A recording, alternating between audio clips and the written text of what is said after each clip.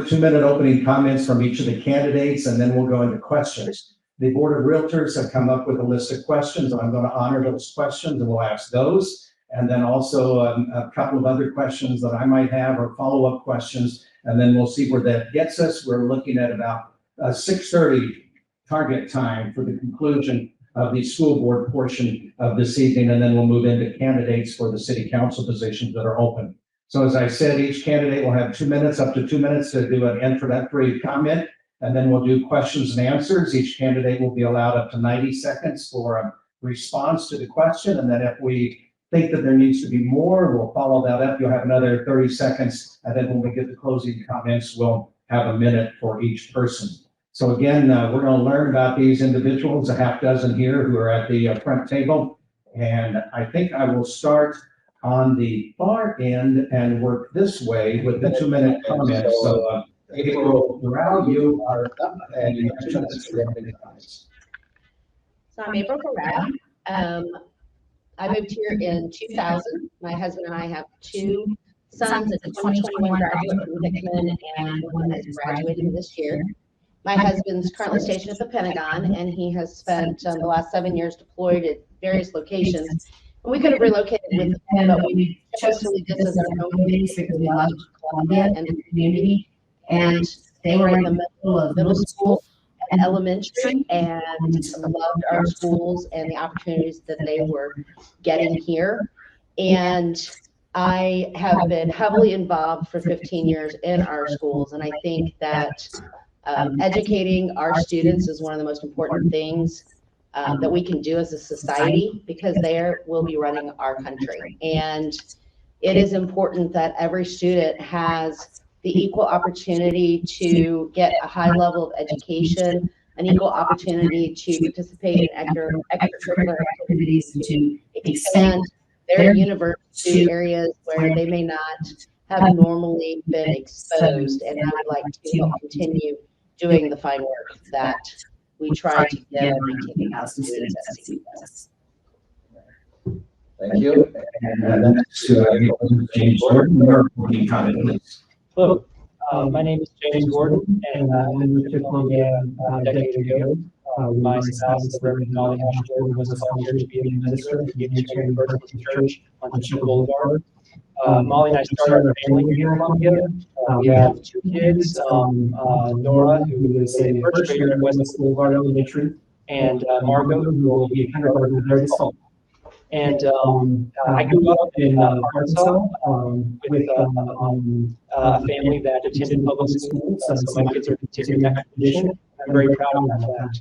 I want everyone to know where I'm coming from, because it's important to know that I am not running to fix something wrong with our schools. I believe there are wonderful things happening in our schools, and I want us all to recognize that and cherish these places, and begin to recognize the roots they have in our deep communities. My campaign has 3 strategies for how we are going to help adapt the governance of CPS. And those 3 points we'll be talking about over the next few weeks are to first focus on equity, which, by the way, is not necessarily what we all think it is, but it is a definition. It's not about keeping score or trying to make sure that everybody works with some sort of land and personal identity. We're talking about the work of making sure that every kid can come to our school and be able to learn, and that they're going to receive them and accommodate their needs. The second focus for us is accessibility, which is obviously very limited, but it's about how we meet those needs in a practical and intentional way. Finally, this is a very basic thing we can all do together, is just kind of show up and be present with each other and meet each other where we are, which is I think important lesson going out and I'd like to talk about more. I'm looking forward to talking with all of you. If you haven't met me yet, I'm easy to find on Facebook or out in my community, so thank you. Thank you. Paul Harper, please. Thank you, and I want to thank the Board of Realtors for having us today. My name is Paul Harper. I am the father of 2 daughters. My oldest graduated from Rockbridge in 2020, and my youngest is going to be graduating this year from Rockbridge. I'm running because I believe in public service. I've spent the last 20 years as an attorney for the state of Missouri. During that time, I've held a variety of positions, including 7.5 years as the state auditor's general counsel. During that time, I participated in many audits and investigations of school districts to ensure the transparency and accountability of those school districts. Why am I running for school district? Because if I was ending my time with the auditor's office, I decided that I wanted to start focusing more on local matters. I've been working with the state for 20 years, as I said, and I want to start having a direct impact in my community. And I realized that one of the best places for me to do that because of my experience is the school board.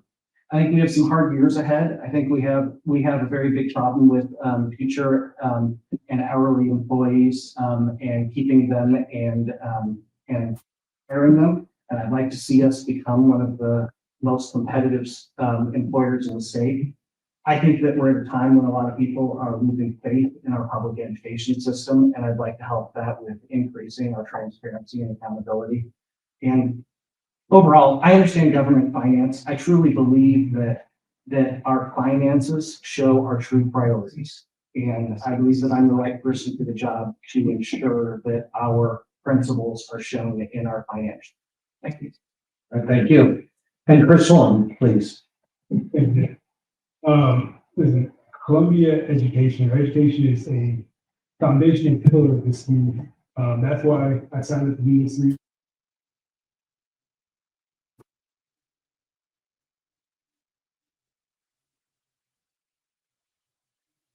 We're investing in this community. We love it here. And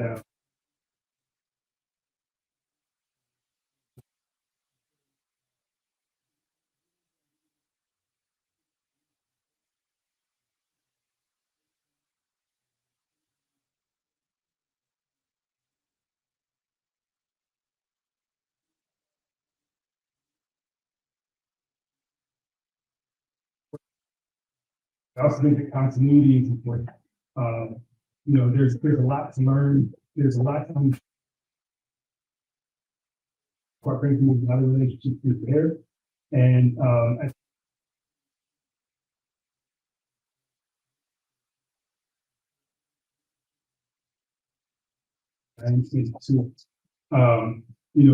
think I've demonstrated over the last 3 years an ability to give thoughtful consideration to everything that comes our way on the boards. And I've also demonstrated an interest and ability to put the interest of the district and common good over my own. I think that, I think it's, outside of the governance and the experiential, I want to remind everybody why I ran again personally. I believe in high quality education for all of our kids. I believe in having high quality work environments and work conditions for all of our educators, all of our staff, all of our administrators. And I believe that we've got a lot of work to do, and I'm committed to doing that work.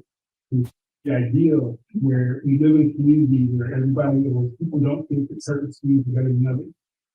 And so that's why I'm back in. And John Lyman. Yeah, thank you, David, for moderating tonight. And thank you to for Realtors for hosting.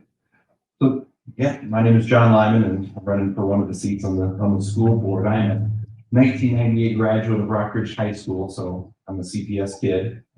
After graduation, I went to the University of Missouri, where I got a degree in geography with a minor in history. Last 17 years, I've been at Veterans United Home Loans, where I'm currently a senior loan officer. My wife is Molly. She's an 18-year veteran teacher here in the district. She comes from Texas Healy. She's taught all over the district. We were from kindergarten and 4th grade for the last 20 years. She's been the cheer coach at Hickman, which is where she is tonight. We've got 3 kids: high schooler, today, middle schooler, and elementary daughter. I love this path. I can't imagine living anywhere else. And I think that sentence shows a lot of things that happen. People to Columbia because they want to go to Europe, but I think people stay in Columbia afterwards because of what Columbia is and what it's growing and as a board member, I want to continue to work on building a strong, forward-thinking and open, district. The last few years have been, pretty rough. I think everybody can acknowledge that. We've gotten divided over a lot of things. So with that forward progress, I want us all to get back together. Throughout the campaign already, a lot of ideas, a lot of good ideas from everybody sitting up here are going to be said tonight, that are going to be said throughout. We've got to work together to keep moving the district forward so that our students have the experience that they deserve. And Great. And we welcome John Potter and ask for his opening comment. Yes, my name is John Potter. I grew up in Columbia. I went to elementary school, junior high, and Megan and I have 3 kids at CPS. I have 2 children in elementary and 1 in middle school. I'm in the construction industry. I've been in management, customer service, fabrication. I've been employed at the same company for 20 years. Some of the things that I've done in the district over the last 2.5 years was during the prolonged shutdowns, I started protesting and petitioning the district. And in that process, a coalition of concerned citizens formed to reopen the schools and make masking optional, which the optional masking protest kicked into gear after got back into school, and one of my children, who was 9 at the time, started suffering anxiety on the playground due to masking. We started 2 Facebook groups, one to get the kids back in school, and after the kids got back in school, we started a second one for accountability and transparency because of additional things that we found in the district once we got involved.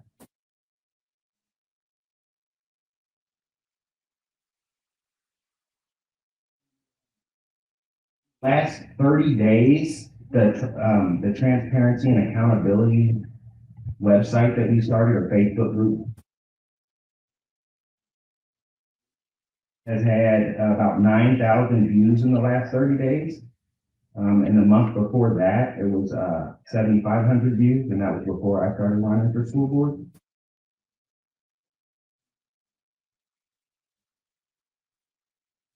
That several news stories had started, along with at least one that went national. Heard, and most of the time when it comes to the district, these voices have deaf ears.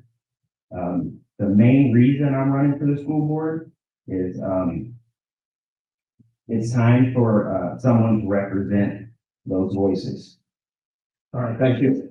And just a note from my producers here, closer to the microphones, people will hear you better. So don't be afraid of the microphones. Yeah, sometimes you feel like they're right on your lips, but that's going to be better for people to be able to hear. When I had a job at radio, I had a program director who told me, go ahead and ask the questions that you know everybody wants to ask earlier in the interviews. I often vary those, so here we go. We're going to alternate who goes first on these questions also throughout the evening, but I'm going back to April since we're starting with our first question. I'm just curious as to what is your reaction to the reactions from the performance at the Columbia Honors Diversity Breakfast last week? Your thoughts, please? What are my reactions to the reactions on the breakfast last week? Boy, you start strong. I think that as a parent, and my kids have been started in kindergarten, went all the way through senior year. It never crossed my mind that my school would take my child to an event or have an event come to them that would not be something that would be allowed in the actual school during a school day. So, for example, they would not take my 6-year-old to a Call of Duty gaming competition, most likely. And so I understand parents' concerns because there are times when, all they heard was there was a show that happened and they weren't there. They didn't see what it was. And I think that it was also, once parents started questioning, I think it was also poorly handled. that I think there could have been more transparency and more forthrightness as to CPS's involvement in planning the event, what their involvement was, and further explain to parents what the event contained. Because frankly, everything that was at the event is something that you could see in any of our schools. There's nothing that prohibits that in our handbooks. All right, thank you. And the same question now, just move to James Gordon. Your reaction to the reactions of the diversity breakfast from a week ago. It's important to say, just right out of the gate that, drag does not hurt kids.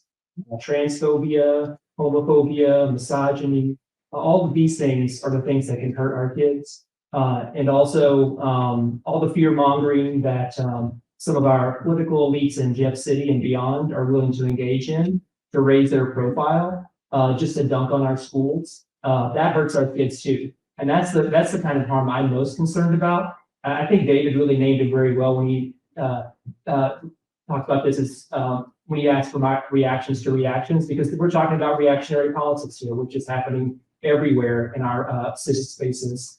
And it's a huge distraction, the things that are actually going on in our schools and the things we really need to attend to. I haven't heard anybody actually talk to the kids about how they experience it. I may have missed this because frankly, when this happened, I kind of set my Facebook account just to the side because I had other things to do, like being present to my own children. Yeah, that's how I feel about that. All right, thank you. And we move next to Paul Harper. And if you want me to repeat it, I will, but I think you know what the question is, and that microphone needs to be a little closer to you. This issue should be a local issue. While CPS could have handled it better, this issue has now gone beyond our local community because that scope has expanded. I just want to talk about that expansion. For those that do not know, our legislature has chosen to capitalize on the news cycle regarding this event. In Jefferson City right now, as we speak, the Missouri House of Representatives is holding a hearing on a series of anti-LGBT bills that marginalize the LGBT community and keep children from obtaining life-saving medical care. In fact, my very supportive wife, who wanted to be here tonight, chose not to be here to support me so that she could go protest against those bills. And she's actually going to be testifying against a number of the bills tonight. And I certainly applaud her. This is not about parental rights. Those bills are not about parental rights.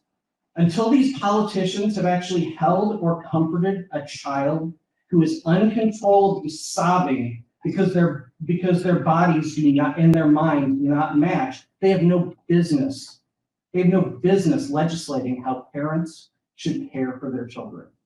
We have many children thriving in our communities because their parents got them the care they needed, the care that is approved by the best practice according to the Medical Association. We have many scared parents in our community because the people are now using our event for their own agendas. They're afraid for their children. That's unacceptable in our community. Bringing this back to the school board, we all know that until a student's basic needs are met, they are not ready to learn. As a board, we must support our LGBT families. Events like the diversity celebration tell our LGBT students and students from other marginalized groups that they matter. To our LGBT students, our families, and our parents, I want to say I see you and I hear you. If elected, I will work to create caring policies that protect all students and work so that all students have the opportunity to thrive within our communities. Thank you. Chris Horn, same question.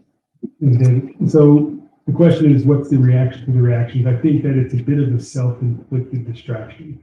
I'd much rather talk about what I believe is the core issue in the events that took place at Diversity Breakfast, which I support.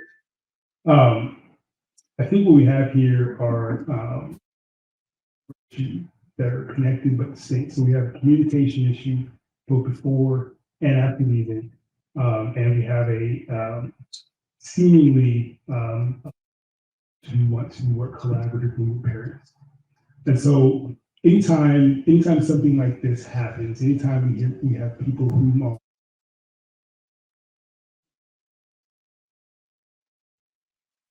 acknowledge our contributions to those. And I think that the district has done a better job with regard to our response to that distraction. I think that if we would have responded with a little bit more humility, would have acknowledged maybe what we contributed, but certainly what we could do better going forward.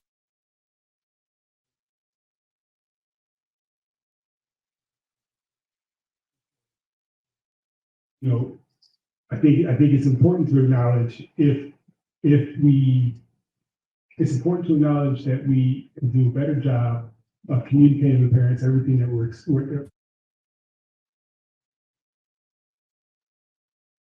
I also think it's important to say, if we drop the ball, we're going to do better going forward. And so really it comes down to accountability and having more of an interest in being as communicative as we possibly can and working as collaboratively. Thank you. John Lyman. So my reaction to the reactions is probably different than most because my son was at the breakfast.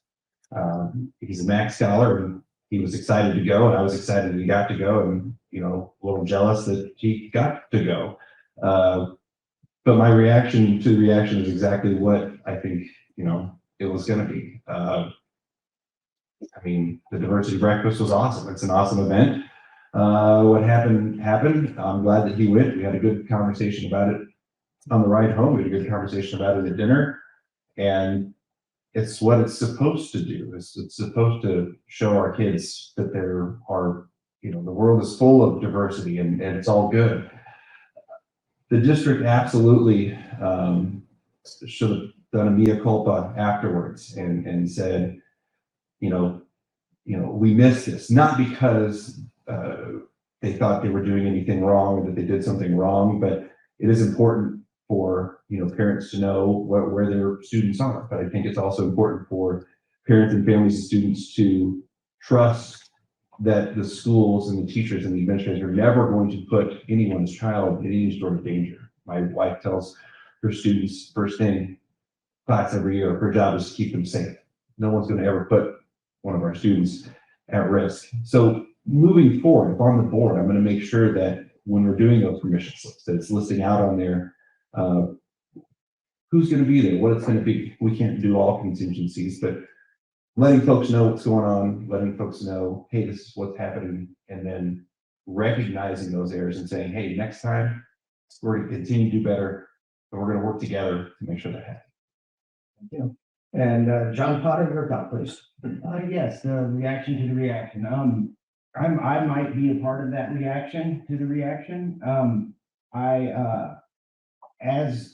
As somebody that's dealt with a lot of transparency in the district, this is something that the district has done before as far as opt-out forms and consent forms not being transparent.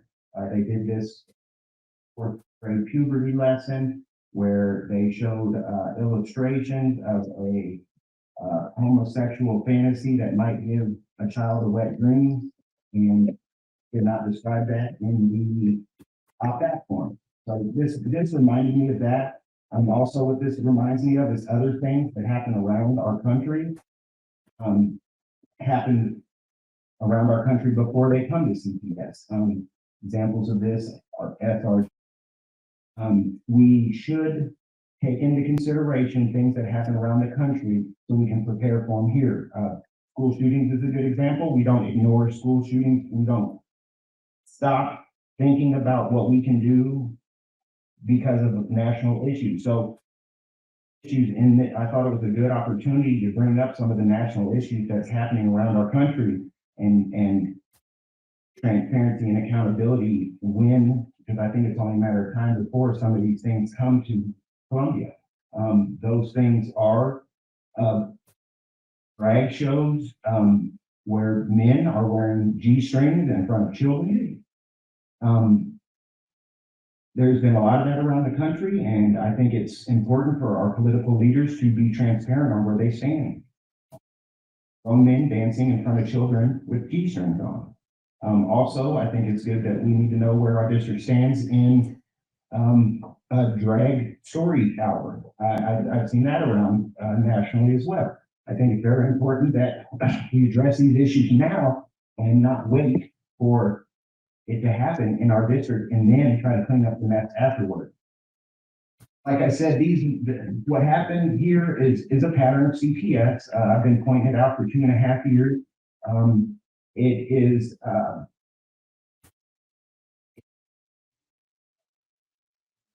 that's why I want to run for school board. Since we'll start with James Gordon on this one and come this way, and then people will be last on this one. And it has to do with transparency. Many of you have mentioned that already. We just ended up hearing a comment about that.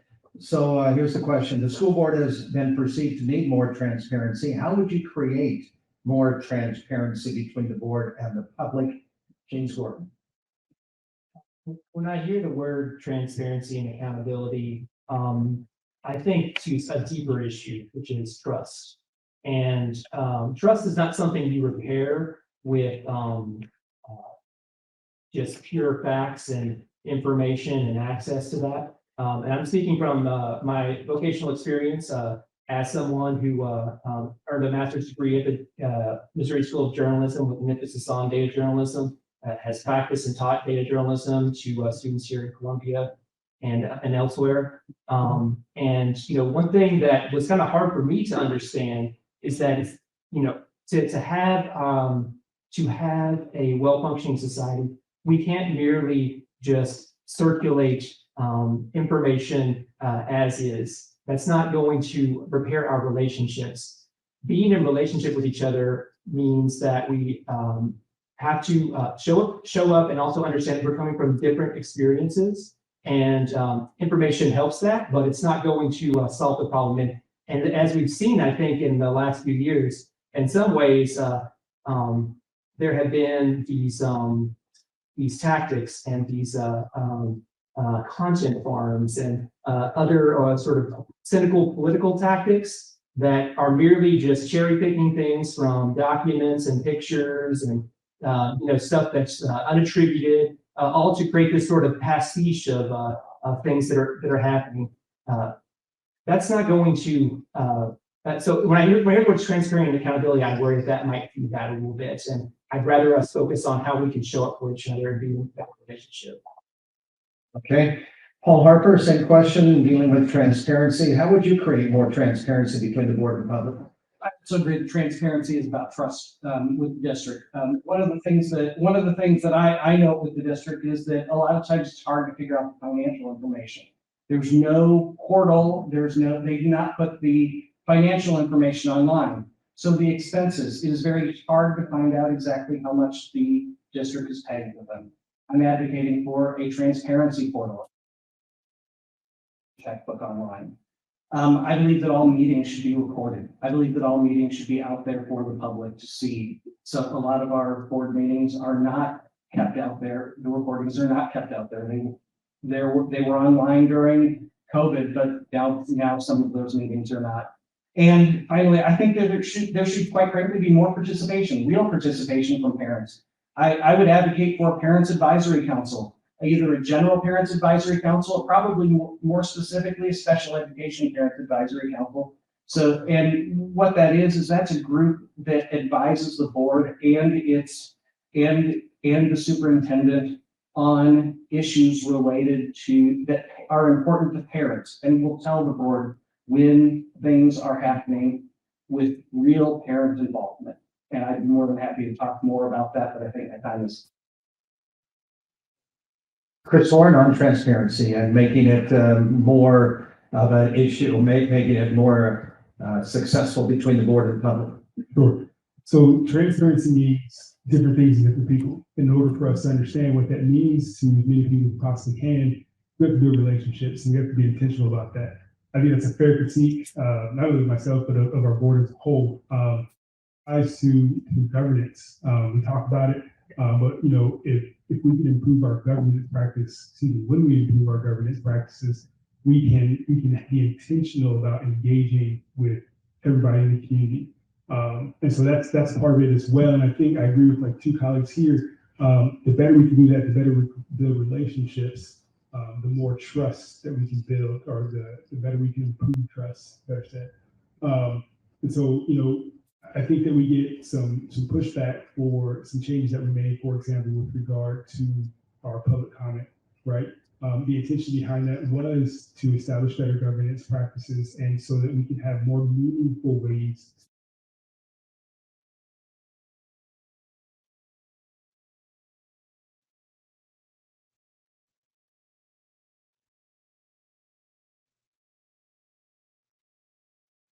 John Lyman?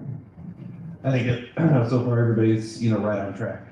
Trust is a big part of this, but I think the trust goes both ways.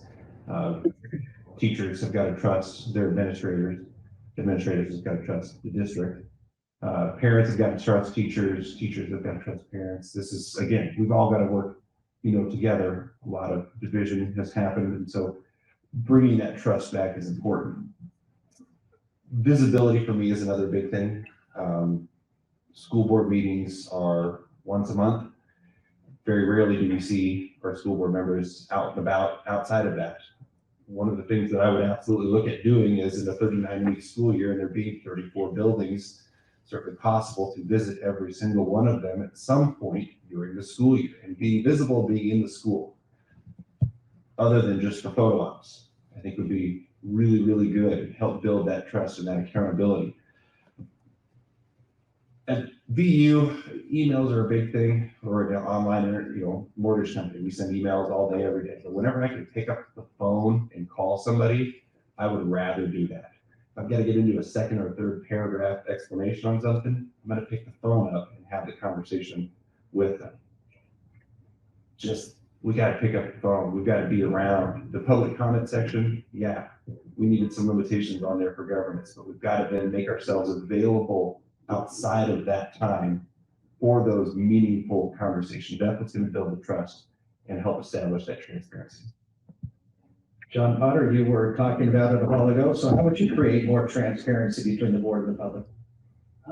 I think Paul hit on it a lot with the parents committee and special education committee. So can be in partnership with the community and parents, and the transparency and accountability group.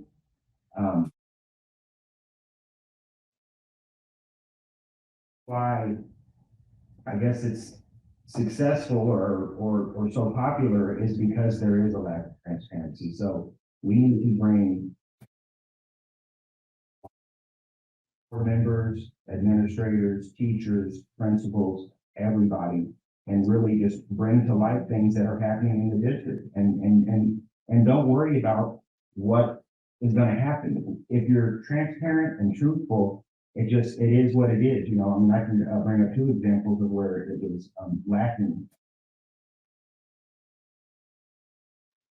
Better to be truthful and deal with the consequences than to just try to cover. You're last on this one, but want to hear your comments about the transparency, how you would create it. One of the things that I've talked about for a long time is how wonderful it was to get up on Thursday mornings during COVID and with my cup of coffee, sit in my recliner and watch the work session. I learned a tremendous amount of information. So last school year, when it was Thursday and it was a work session, I had my coffee and there was no work session. And I'm texting the board members, where's the work session? Oh, they're not showing it. We don't do that. We did it all during COVID. It was possible.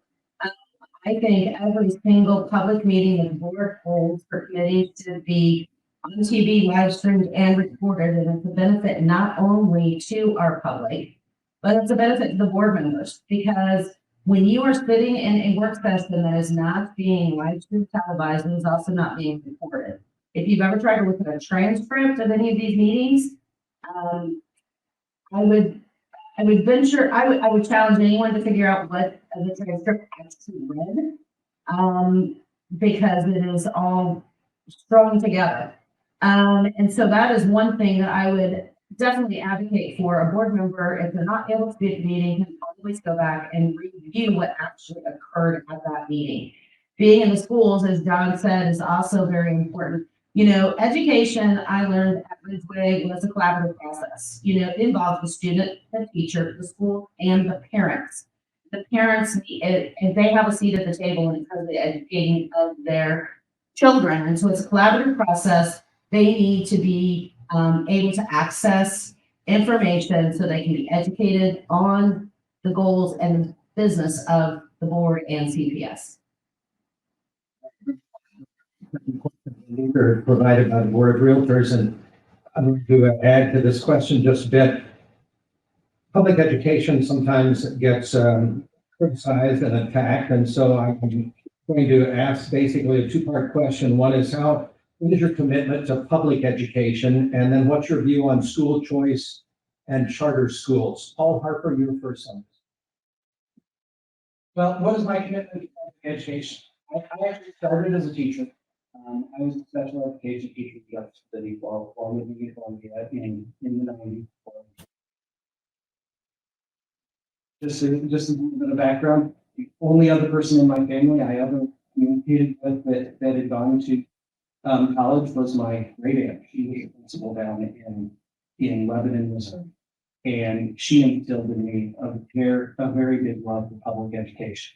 As far as school choice, I'm a believer in public education. I believe that the schools should be open. I believe that as the Missouri Constitution says, we should have public education. As far as charter schools, with my experience at the auditor's office, they're not always well run. If you look out there, a lot of times they are very poorly run, and I'm not.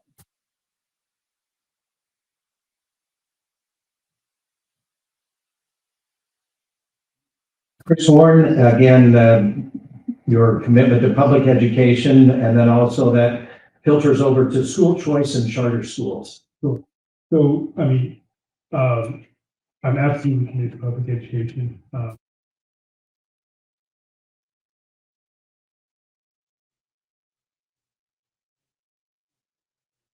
Statement in the opening, and that I believe that our educational system is a foundational pillar of this community. And so, for all those reasons, absolutely a champion for public education. With regard to charter schools, the last question, dealt with transparency, and no doubt, we at Columbia Public Schools have some work to do. If you're concerned about transparency now, that's not going to improve the charter schools. So I just don't think that, I don't think that they're appropriate here at Columbia. They may be appropriate in other places, but certainly not here. I realize my question is kind of self-obvious. You're running for a position on a public school board of education, but I like hearing people voice what their feelings are. I'm asking more than just to say, well, I wouldn't be running for this position if I didn't like public education, but I expect everybody to probably say that in the answer. John Lyman, what are you going to say after I just said that? Well, thank you for taking the answer. No, I'm a product of Columbia Public School teacher. All three of my children are in public schools, and I wouldn't have it any other way. I mean, public schools for life, man. I mean, that's really kind of how I think about it. Yeah, sure. Hashtag we can do that, but we can't try to make it, if we want the public schools to be better, we can't take money away from the public schools. And if all of a sudden we start diverting money to other places, it's not going to make anything better. Like I said in my opening statement, people move to Columbia, they come to Columbia to go to the University of Missouri, they stay in Columbia because of our strong public school system. And I want to continue doing that. I want to look for more ways to get more funding into our public school system, not look at ways to divert those public funds to other things. So public schools for life. School choice and charter schools, that was basically the better part of that question. Neighborhood schools, I think that there's something to that. I'm a graduate from Rockridge High School. We live in Rockridge School District. My kids go to Hickman because my wife coaches there. And so she's up there every single day. Transportation wise, we're able to work that out. But, you know, so a little bit of a scene there that, you know, they're not render operations, but I went there. But I think all of our schools are fantastic. Like I said, my wife has taught across the district. I would have my children go to any of our public schools. John Potter, your question again, especially on school choice or charter schools, and your thoughts about the commitment that you might have for public schools, public education. Yeah, I do have a commitment to public education. That's the reason why my kids are still in public school. A lot of people have, especially during the shutdown, said, you know, get your kids in private school, take them out. And that's not what I think is best for my children. So that's when I decided to try to make some type of difference in the public education system and not run from it. So I am dedicated to public schools. My children will continue to go to public schools. And as far as School choice and charter schools? I think school choice is important. I don't think every child should go to public school. I think my main priority is what's best for the child. So, I mean, I'm not against private schools or vouchers or whatever, because students are different. I know during the shutdowns, I wish we had more options. My kids stopped getting educated. The state has a requirement to educate our kids, and for a year, my kids were not getting educated. And I would have liked some choices, because like I said, I want to do what's best for the child, not the school district, not the public school, children and children in general. So whatever that option is, I think that's what's best for the children. And the question about school choice, charter schools, public education, April? Well, Can you clarify what you mean by school choice? Well, I think that means whatever you want it to mean, actually. I don't know. Well, if you were going with, you know, I live in the Rockbridge district, but I want my kids to go to Hickman. Would you like maybe to choose Harrisburg or Sturgeon or Centralia? So, I do, as you said, we wouldn't be up here if we didn't believe in public education, and I believe it provides, our students, and especially in a community as large as ours, it provides them with some diverse experiences that they may not get at a private school or a charter school, depending on how those are set up. Our education system is already very poorly funded, and I can understand if parents are concerned about the level of education that their child's getting, and they want to take their child to a private school, which of course costs money. So since I'm paying tax dollars, let's just have our tax dollars pay that. But we already need more money we have the investment in education, not only in Columbia and in Missouri and in the country, to the level that we should. Parents wouldn't feel the need possibly to take their child to a private or a charter school. But we don't support public education to make it the best that it can be today, and we need to work on it. And finally, with this question, James Gordon. I'm 100% committed to public education, having gone to public schools when I was a kid, and now sending my kids to our neighborhood school at West Boulevard Elementary. It actually would be very difficult to choose somewhere different, because West Boulevard is literally 2 blocks away from my house, and so we have an excellent commute every morning at the end of the day. I love going to our school, and I feel the connection and care every time I walk through the doors, and our educators and our building staff say hello to me and my kid, and it just feels really great. And I feel more rooted in my community as a result of being engaged in our public school. And I'm reluctant to question or judge any parent's choice that they make on behalf of their child. But I would ask that they, before they send their kid to a private school, maybe think about not just opportunities they are giving that child, but other opportunities may be denying that child, including that ability to be more rooted in your community. In our school district as well, as April said, we have an incredible diverse, including immigrant families who are in our public school system. These are enriching experiences that we often forget about when we talk about school performance and school assessment. All the things that come from being in a space where difference is recognized and engaged with in a curious way and a kind way, so that we can learn those sort of other skills that make us more culturally aware and kinder people. I'm going to expand the question just a minute. This will be 30 seconds for each of you. So this is kind of like a follow-up question, and Paul Harper, we'll start with you. I got to thinking about this when April asked her question of me. There are vouchers that are available now to be used that are tax vouchers that people can use to send students, their children, to private schools. Your reaction when the state legislators passed this over the last couple of years? I don't believe that public money should be diverted from the public funds. The Constitution says that one of our top priorities in our state is public education, and I don't believe that money should be diverted to private schools in that way. Chris Horn? I mean, like I said, what Paul just said, anytime that we're diverting money away, and I think April gave a fantastic answer with regard to this. I mean, here in Columbia Public Schools, we're already going to be up in, not too far away from, coming back to the public with regard to making sure that we have the resources that we need to meet our expenditures. And so anytime we're taking money away from that, we're not being good. John Lyman? Ditto. I mean, yeah, public school money should stay in the public school system. I certainly understand, what some folks have said about parents wanting to make sure that they're involved and making the right choice for their students.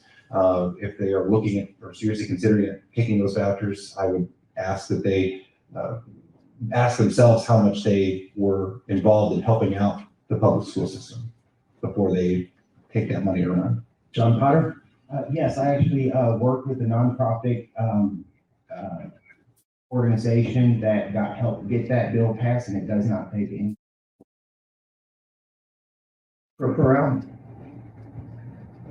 That's really good to know, John.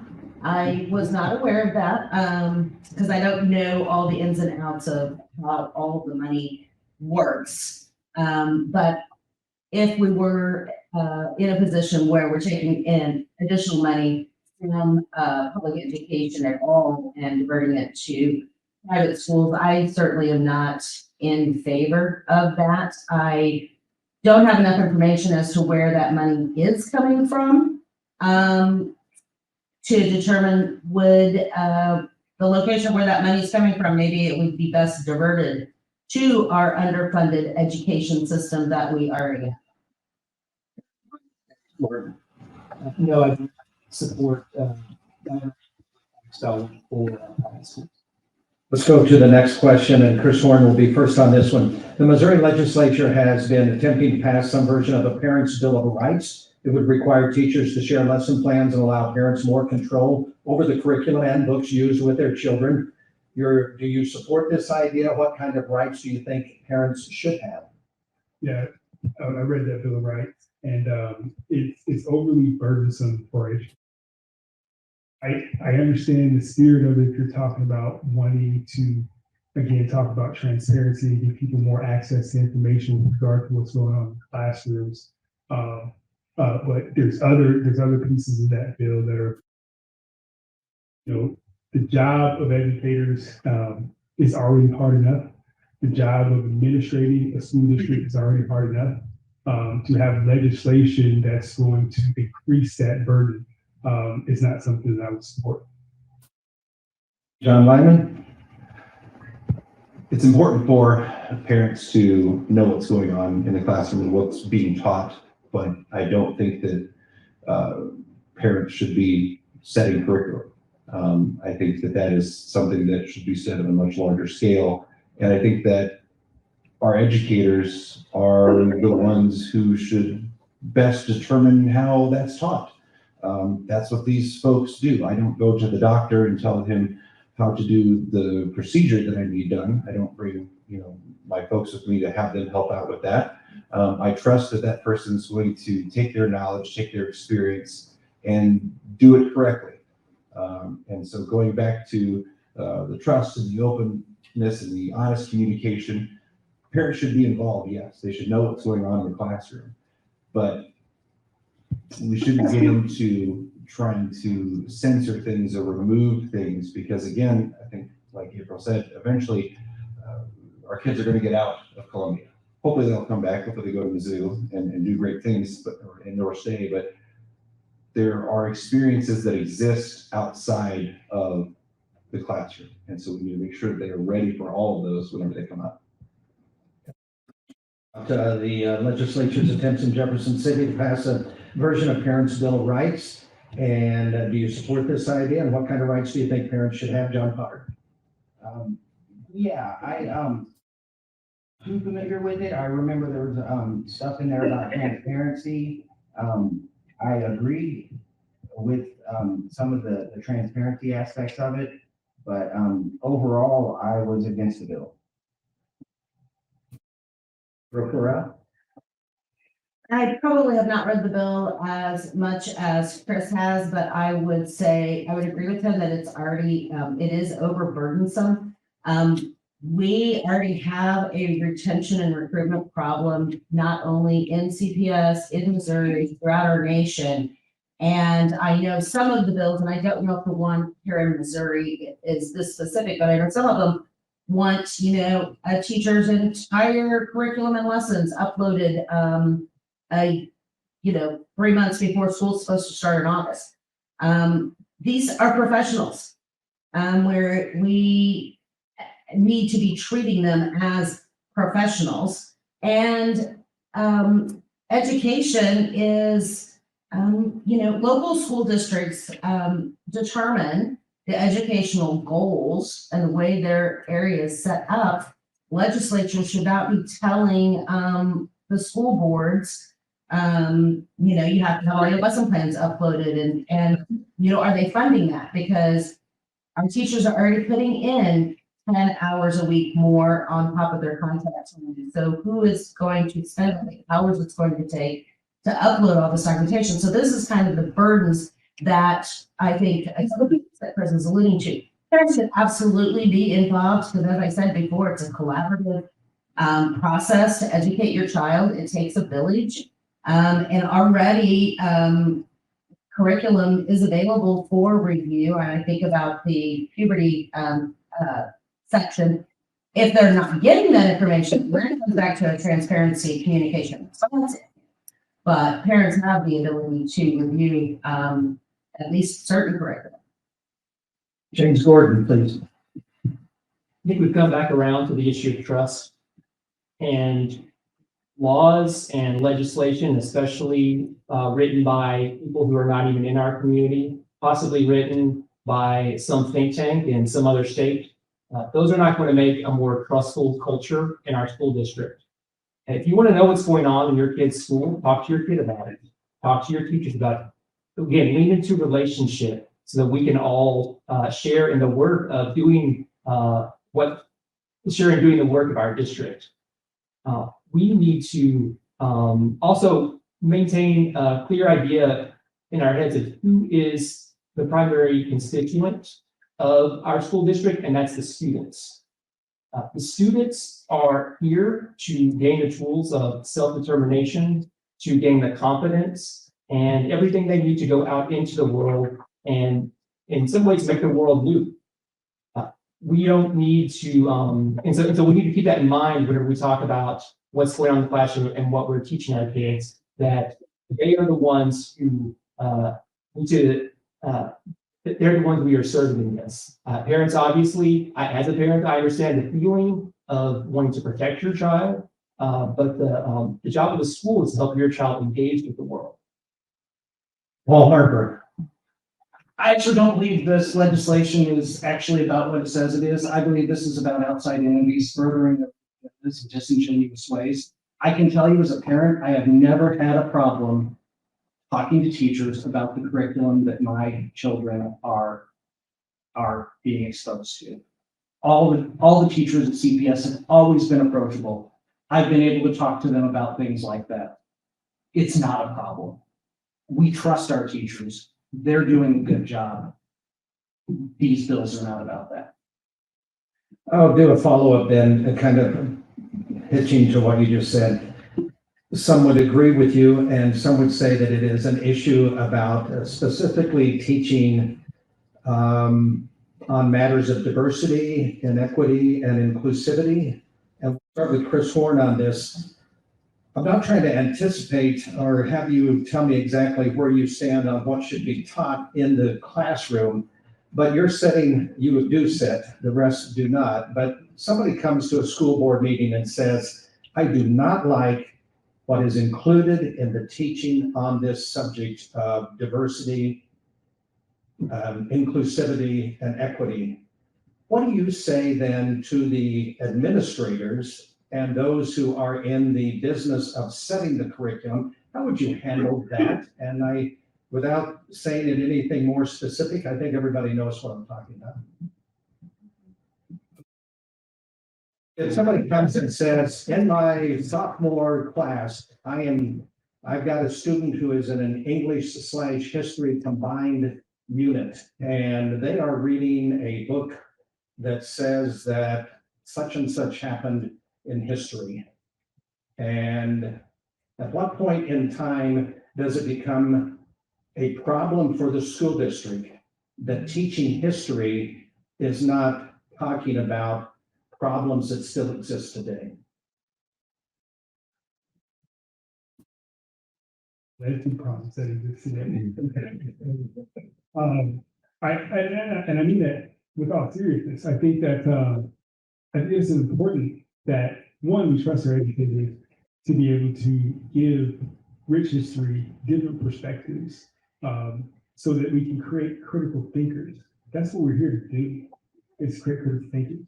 And so in your question, I see two separate things. I see, what should be taught or shouldn't be taught in classrooms, and diversity, equity, inclusion in general. And so in your original question, I would ask that person, what exactly is your concern with diversity, equity, inclusion? We can have a very good dialogue around that. Specific to this bill, I alluded to it in the answer that there are some things that are problematic about it, and in this bill is what is it.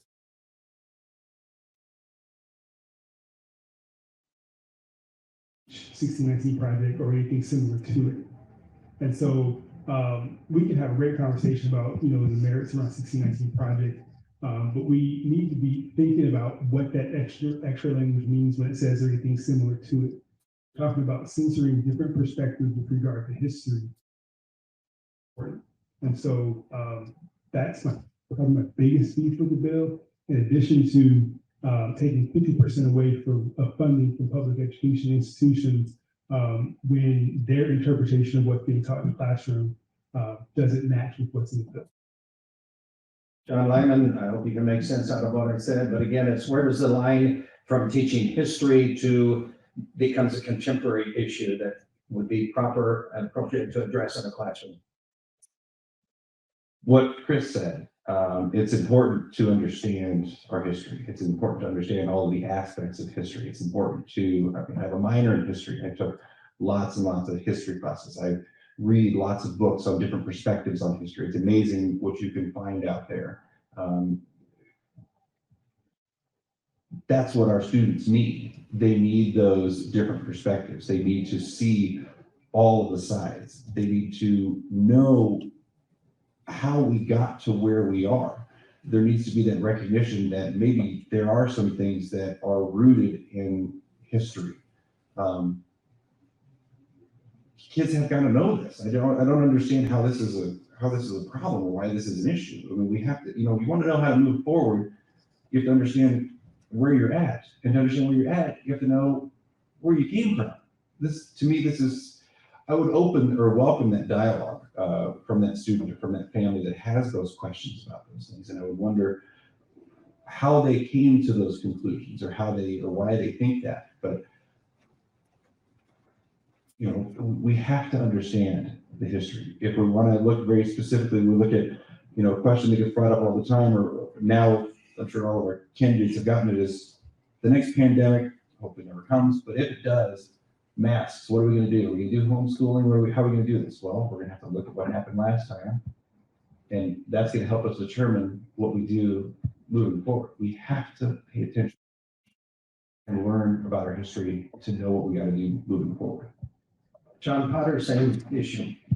Yeah, I think with diversity, equity, and inclusion in history, I think we have to start at the base, and that's the diversity, equity, and inclusion department or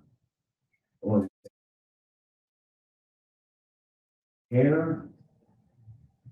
From my research on CPS's website, version of history is a little bit different than mine. I mean, they present it as that we live in a white supremacist society that has that built-in institutional racism or biases, and most institutions are systemically biased against minority groups. And also, so if you're looking through that lens of everybody has these biases that are inherent because they don't have the knowledge of other social, the social identity matrix on the CPS website kind of outlines the thought process that our diversity, equity, and inclusion department at CPS thinks. History, there's two lenses to look at. It's everything's about race and social identity, which is CPS's stance, or history is facts, dates, times, people, things. So it's a really deep question, and I could go on about it because people are looking at history through different lenses. And so, like I said, number one deal with me is transparency. And so I just want the district to be open about what lenses and that they're looking through, and just come out with it, because I've asked all these questions. I brought it up. I had it on my candidacy website, and nobody wants to talk about it. It's just like dudes dancing in front of kids with thongs on. Nobody wants to talk about it, but. Can you repeat this question? I'm just curious as to, you're at a board meeting, you've been elected to the school board. Somebody comes up and says, I'm aware that in my child's class, they're teaching history and they're tied it into contemporary issues in a way that I do not like this. What is your way of the district handling this? How would you advise the administrators or the professionals that are setting a curriculum? The school board does not do that, I understand, but you would be handling these kinds of concerns. Well, as I said, my children at the end of their reign here, and they have taken a lot of these courses. And for a lot of the stuff that we need to be teaching our history, obviously, the good, the bad, the messy. And a lot of the courses, there's currently, I believe, still a grant that we're working on with a couple of classes at the AP level, I believe, using a couple of works from the 1619 project. Those are elective courses. So parents would be aware that this is material that's being covered. In addition, at our high school level, every high school student gets a syllabus, and it has all the information that's going to be covered in the year. So parents have the option to opt their child out. In many of the courses, when they're going to cover something and relate it to contemporary events, students are given a series of optional choices so that they can select the material that they would like to use for the assignment. So they could be opted out of, their parent could say you can start with these 3 books because they don't want them to have the information in the other books. So there are, and open communication, I think, is key, but it's very important. As Chris said, we're creating critical thinkers here. And we need to expand the world so that they can see it as a whole. James Gordon? Equity is one of the words of my campaign platform, and the work of equity is one of the strategies that we're going to use to help adapt the governance of the CPS board. In this context, I think about equity as that space we create where everyone's story is heard and everyone's history is told, no matter how painful it is. We don't get to tell certain people's stories and not other people's stories. That's not how equity works. And so that's what that's the sort of mindset I want to see us bring to all these conversations around curriculum. This is sort of a hypothetical thought experiment, but it doesn't matter to me when someone comes up and starts asking these kinds of questions. I will sit and listen. That is the slogan of my campaign: leadership that listens, and that is how we will help to instill these values within and circulate them within our community. And Paul Harper, please. Yeah, I would specifically talk to that parent and get the facts and find out what is actually happening, and make sure that it's, there are facts and not just supposition. But one of the bills that I actually referred to earlier was in the Senate, and there was a hearing today, and it had a lot of this information in it. And you know who testified against for it? A lobbyist from Florida. That was the only person who was for it. Everybody else was against it. What we need to do is we need to stop letting outside influences come in. We are a local school district. We should make these decisions at the local level. We need to teach facts. We need to teach children how to think critically. We need to expose our children to what is going on in the world to prepare them for that world. And we need our children to learn different perspectives to be successful in our society. On to the next question. It's a different topic. You'll appreciate that probably. John Lyman, you get to go first on this one. One of the main ways the board governs the district is through the budget. What do you think are the most pressing needs of the district, and how can those needs be met? We can always pay teachers more, and I'm not saying that because my wife is one. I'm not sure exactly what the numbers are, but I know we're pretty close to the bottom in the district as far as, in the state, as far as our district goes, and then certainly in the state as far as nationally. I don't know where we're going to get that money from. It would be very easy to just all of a sudden be like, hey, everybody, your taxes are going to go up. But I mean, we all just wrote that check a couple weeks ago. I don't necessarily want to do it again in the middle of the year or all of a sudden have them go up. Supporting our teachers, though, and building a district that keeps the ones that we have and invites new ones in is going to be crucial to continuing to move the district forward. Too often we're losing teachers because they just, I'm not going to do another year of 30 kids in my class, or all of the things that come up, the distrust from parents, the miscommunication from the district and the board. I'm going to go find something else. We've got to work on all of those things together and figure out ways to retain those teachers. Obviously, paying them more would be helpful, but that's really, I think, where the budget and everything is going to be the hardest, is figuring out ways to keep the resources going to the right place. Our Title I schools, for example, lots and lots of turnover there. I would like to see some additional funding go to our title teachers, even if it's $1,000 extra a year, to buy extra clothes that just sit in a corner for someone if they need them, or breakfast or a snack for those kids that are coming in without. There's ways to find those dollars. John Potter, same question to you. What do you think are the most pressing needs of the district, and how can those needs be met? This question counts in the terms of the budget.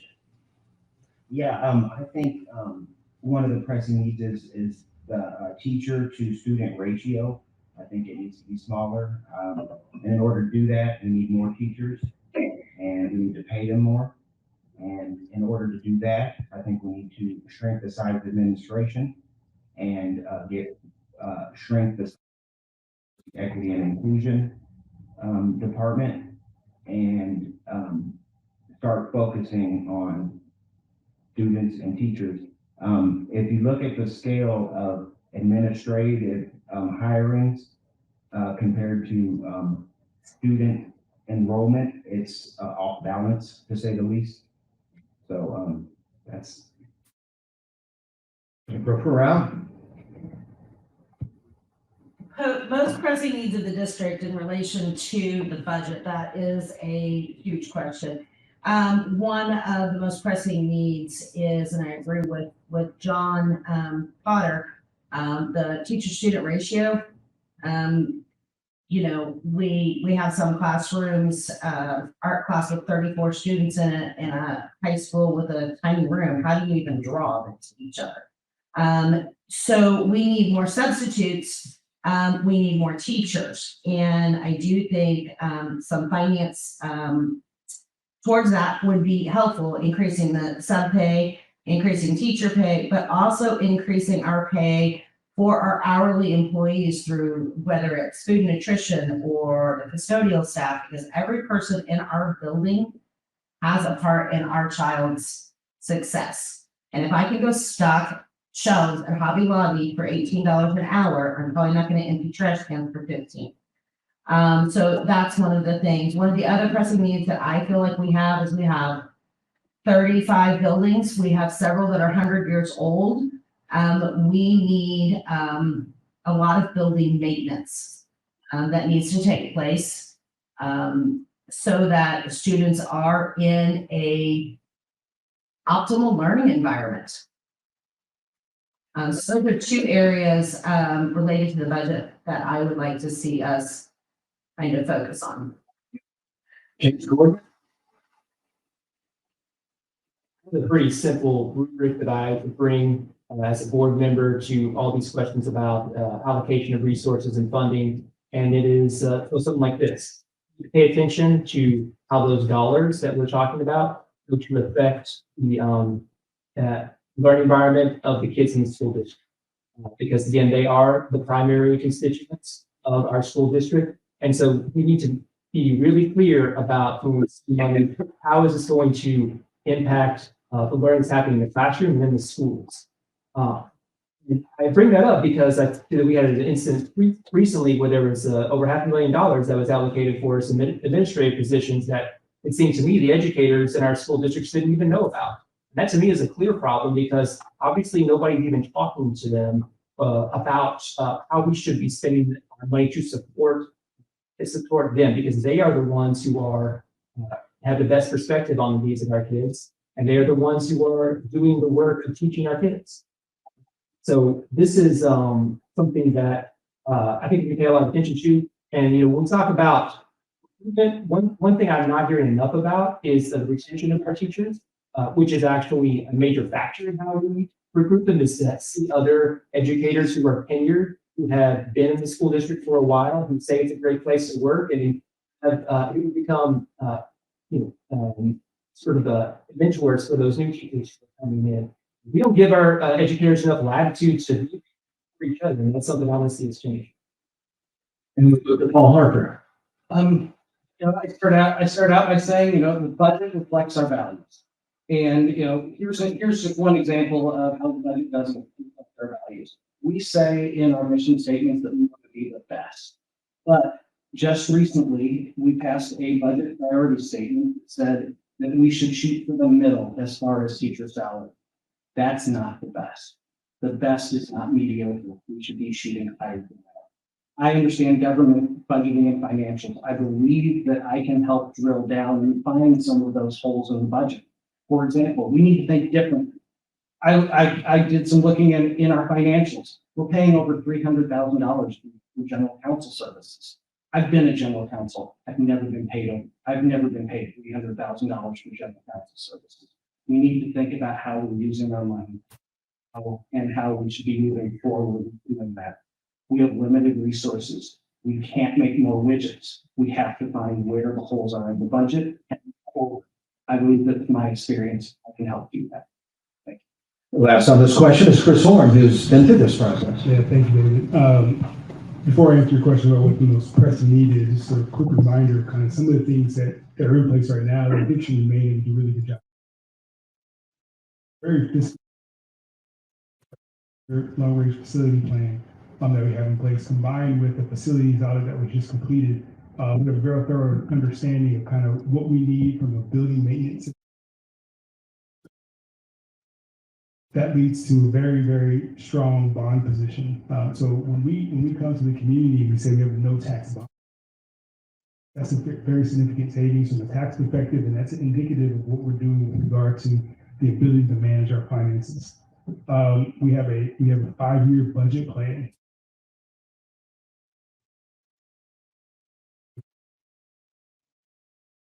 That's important because when we come to the summertime and we're waiting for our resources to come in, we don't have to go and do short-term borrowing. And so there's a lot of things that are in place, and I give a lot of credit to current and past boards and current and past administrations for putting some of these things in place and keeping them going. To what our most pressing need is, we have got to figure out how we can be more competitive with our hourly staff. The hourly staff that we have within our buildings offer a tremendous amount of support for our educators. So when you think about classrooms that need classroom aides or classrooms that need instruction, you think about classrooms that need subs for those spots as opposed to doing planning time. Those sorts of things give a lot of support to our educators, which in turn gives a lot of support to our students, which in turn keeps this district strong. We're running close to being out of time, so this is John Potter. You're going to go first on this, and then everybody's had a chance then to be first on a question, and this will be our last question before we do closing statements. I want to have you all more personal on this than any of the other ones. It has not been easy to be a school board member the last few years, going through COVID and then some of the other issues that have come from that. So my question is simply, why are you putting yourself through this? It's for the kids, it's for the children, it's for our community. You can tell how good a society is by how they treat their kids, and shutdowns and the mandatory masking and the things that the district has done to our children has caused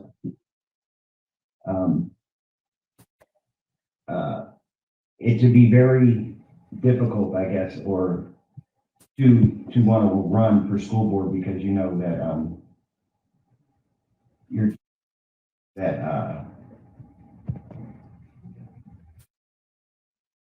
talk about, I guess. So yeah, that's the reason I'm doing it, is because I just want what's best for the kids. And I'm asking this on a personal level, anticipating what you might face. April Farrell, we come to you. Why are you putting yourself through this?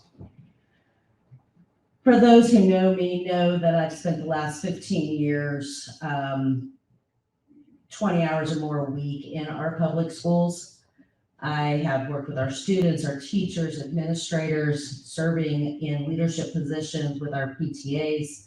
As part of my role as Hickman PTSA president for the last 2 years, we meet regularly with district administration to bring to light issues that not only Hickman students might be facing or Hickman faculty, but if we're facing them, other students in the district and other buildings may also be facing them. So just starting those conversations, trying to help be a problem solver. I've also have taken great joy in helping a variety of families, and it's not unusual for me to get Facebook messages or text messages from random people that I have never met to ask me about a school policy or to point them in the direction of XYZ because they don't have the answer and they don't know what to do for their kid.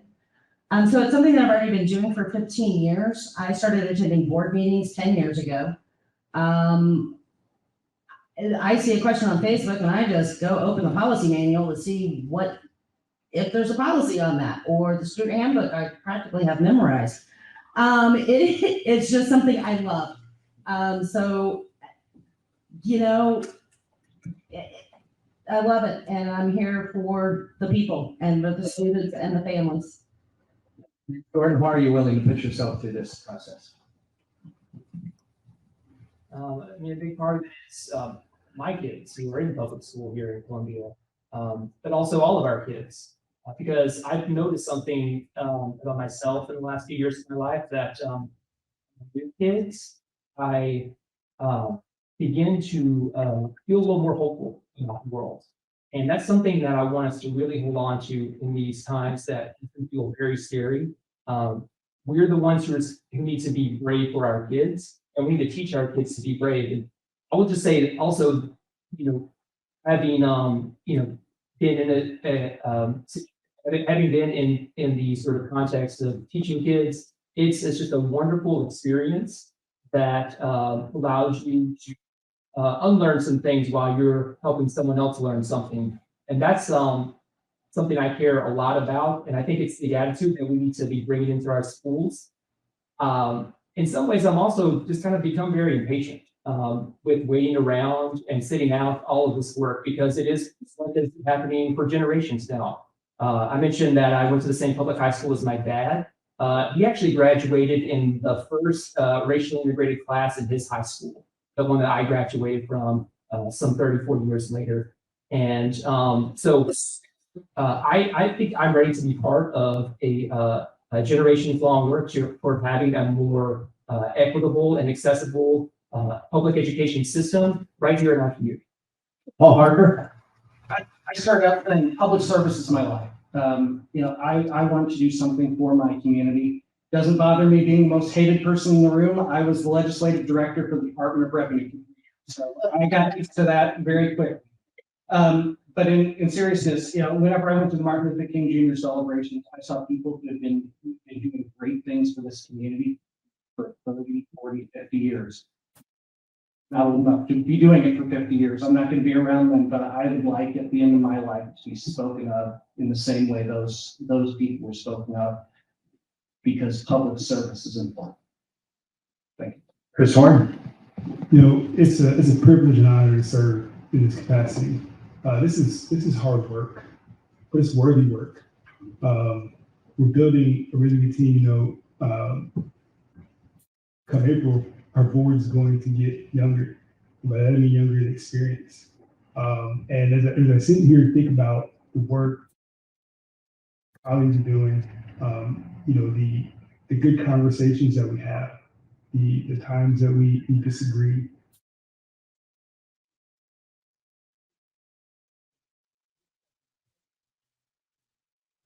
And currently living, we pay a lot of attention to a lot of the negative things that are happening. Credit for. And we have a lot of people in this community that are passionate about these schools. And I mean it. And it's hard, but it's been worthy. And that's why I've come back again. I want to be clear, we're a board of 7. There were boards before us, there will be boards after us, and we're stewards of our individual positions and stewards of this board. And so, coming into this service 3 years ago, I still got big ideals, and we've got a little bit of work to do to get close to those ideals, and they won't be achieved in the 3 years that are coming up next, or maybe 3 years after that. But if we can remember that we're stewards of these positions, and really this worthy work, if everybody's just as passionate as we are, we'll get closer. And John Lyman, finally, personally, why are you putting yourself through this? I love solving problems, and that's not to say that the district is full of problems or anything like that. But I love, one of my first jobs was at the Westlake right across the street. Whenever somebody would come in with an issue, whatever it was always just really invigorating to talk with that person, figure out whatever the issue was, and help them solve that problem. And I think that's what happens with our school district. There's a lot of different things that come up, questions about one thing or another. And I love not being the smartest person in the room and surrounding myself with those folks and hearing their thoughts and hearing their ideas and learning that I'm wrong about things. it's all, just in an effort to try to make better the school district, the product that my wife works in and my kids go to. And then also, there was a handful of teachers that I had experiences with while I was in school, and I think I'm doing right by Mr. Priest from my block English and social studies class when he was like, I spoke up at some project we were doing, and he just looks at me, he goes, more of that, do more of that. And I think that's what I'm doing now is more of that. And that was speaking up for our group, speaking up for what we were fighting for, what we were trying to do, and getting it done. We're going to start with John Potter and go back the opposite way that we've been going. 60-second final comment. This is your final comment of the first forum that you will be participating in for this election. Yes, I do want to give thanks to the teachers in our district. I have worked with some really great teachers with personal issues at my children's schools and other issues around the district. And so I think that is one of the good things that the district has is principals. Also, I want to let everybody know that I am for inclusion and diversity. I am a Jesus follower, and he teaches that we need to lean into minority groups. We need to, they're not like us. And so diversity and inclusion is very important. I don't want to come off as just to be reminded, but at the same time, it doesn't have to be pushed into the. It's just gone too far, and I want to rein it back in. John Lyman. Well, first, thank you, David, and thank you to the Board of Realtors for putting this on and hosting this. I'm glad everybody was here. I think these opportunities are great for us to all get together and talk. Things get lost in translation on Facebook and in commercials and everything else. So these opportunities are good to get out and get seen. I'm not sure which camera's on, but thank you for watching that one. Thank you for watching. I love this town. I love this district. I want to continue to see it grow and move forward. I want to see us work together. I want to see us celebrate our city's diversity. I want to see us celebrate our school's diversity. I think it was James that said that, when we've got people coming in from around the country and around the world, that's my favorite thing to ask my kids coming back from a holiday is, did you make any new friends and where are they from? Because it's always somebody from somewhere and it's awesome. And then how disappointed or sad they are when they leave. It's like, these are the experiences that I'm so thankful my children get to have. I want to continue supporting our faculty and staff, all the way from our district administrators to our principals, to our custodial staff, everybody, our teachers, the folks that get lost sometimes, our English language learners, teachers, our art teachers, our music teachers, our PE teachers. We need to support these folks. And lastly, I want to make sure that all of our schools, all of the students in all of our schools have the same experience. It should not matter where you live. It should not matter where you are from. It should not matter what your familial situation is. Every student deserves the same experience. And it's our job as a board, it's our job as educators, it's our job as parents to make sure that they get that. Chris Horn. Thank you, David. Thank you, Columbus Board of Realtors, for hosting this. Thank you to the fellow candidates. I'm glad that we've got a lot of interest in pursuing these seats. Before I close, I just want to circle back to the original question. I want to really be clear. Like we saw some really hateful responses to the Columbia Valley University breakfast.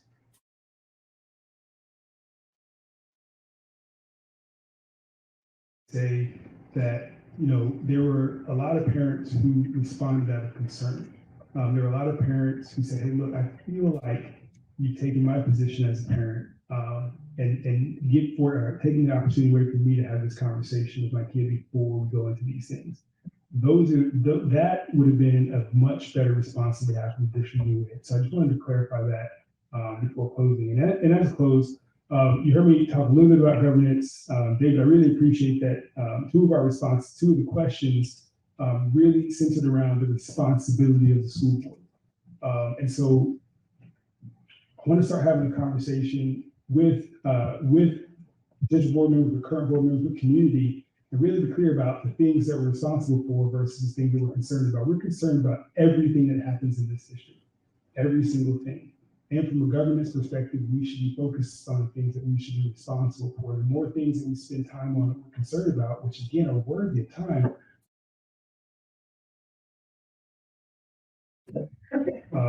and so I think about those as two concentric circles, as potential board members, as current board members, and as community. I challenge community to hold us accountable to the things that we're responsible for. Thank you all for the time tonight. Paul Harper. Thank you for the opportunity to be here, and thank you candidates for everybody who's very respectful tonight. I certainly appreciate that. I believe in the Columbia Public Schools. This is my community. I want to serve my community.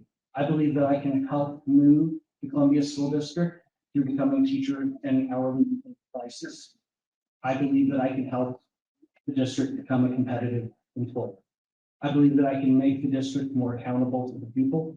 I believe that I can move our financial information to match our rhetoric. The middle is not. I'm asking for your vote. Thank you. James Gordon. Thank you, David, and thank you to the Realtors for hosting this event.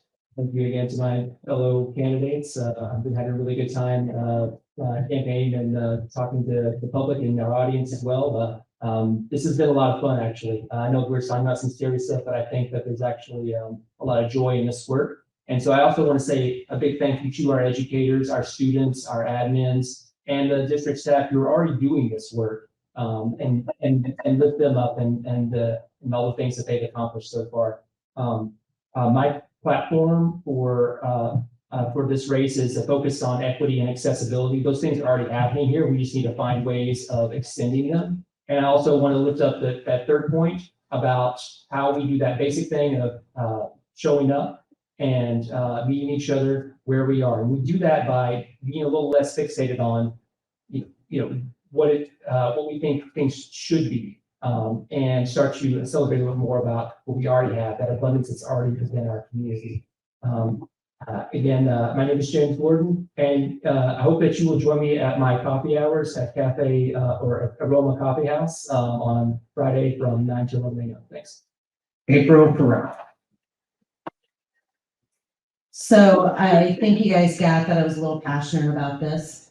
It's something that I've done forever. And when we were talking as a family as to whether or not I was going to run for the school board, because it was an incredibly difficult decision.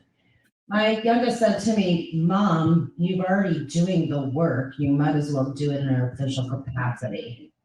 So I thought that was a very good observation by my senior that is moving out into the world. I hope that everyone that's able to be here today and on Facebook will continue to follow the race. With 6 candidates, it's really hard to get a lot of information out and a lot of questions out there. I don't believe we have any questions on student achievement, for example, which is the focus of our district. And so that is one of the things that I'm looking forward to working on, is looking at our data on how we can improve student achievement. And I appreciate everybody coming out today, and would like to remind you to vote April in April. The election is April 4th, and there will be 3 spots for the school board. And so keep that in mind. I think this has been a good kickoff to the forum season, and I trust that some in the later forums will ask about student achievement and some of these other issues and some follow-up. And I hope that the media here got some good starting points to delve deeper into the perspectives of these 6 candidates. So I think it'd be appropriate to clap for them, because they are. Thank